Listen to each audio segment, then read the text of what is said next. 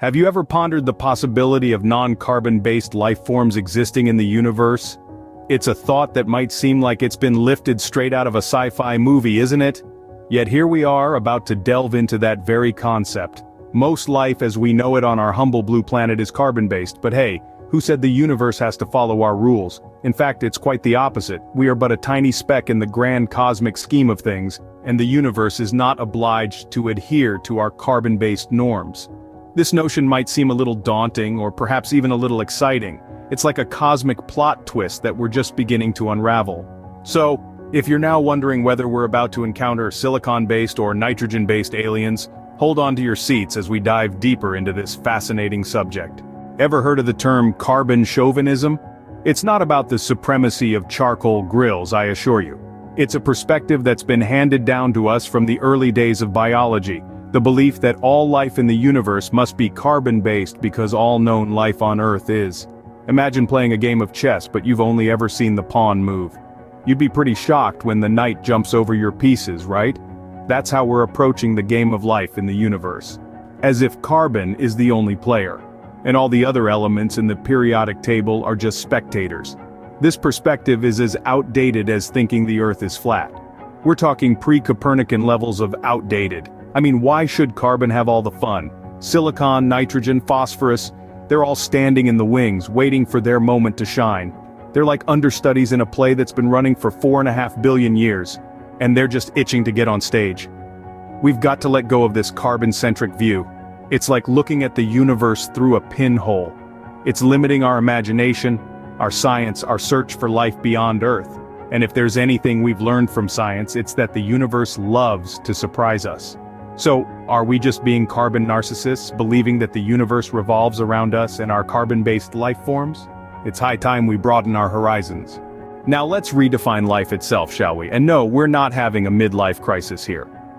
Traditionally, life has been understood through the lens of cellular theory, the idea that all living things are made up of cells, the basic units of life. But let's be honest, folks, that's a bit outdated. It's like trying to understand the internet using a rotary dial phone.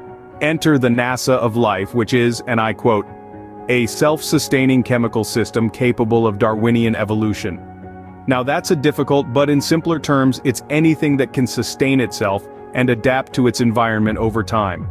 You see, it's not about the building blocks but the blueprint. This broader definition swings door wide open for the existence of non-carbon-based life.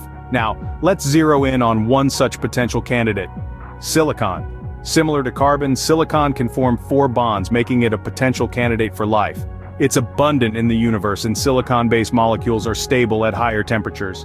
This suggests that if silicon-based life forms exist, they could survive in environments too harsh for carbon-based life. However, unlike carbon, silicon faces a challenge in forming long chains, which could limit the complexity of silicon-based life forms. But remember, the universe has never ceased to surprise us.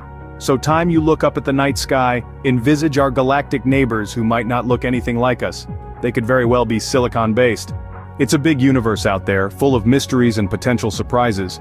We've delved into the possibility of non-carbon-based life, dusted off the cobwebs of outdated theories, and embraced a more inclusive definition of life, one that challenges our carbon chauvinism. Our understanding of life has evolved, much like life itself. We've moved beyond the narrow confines of cellular theory and acknowledged that life's building blocks might not be exclusive to carbon.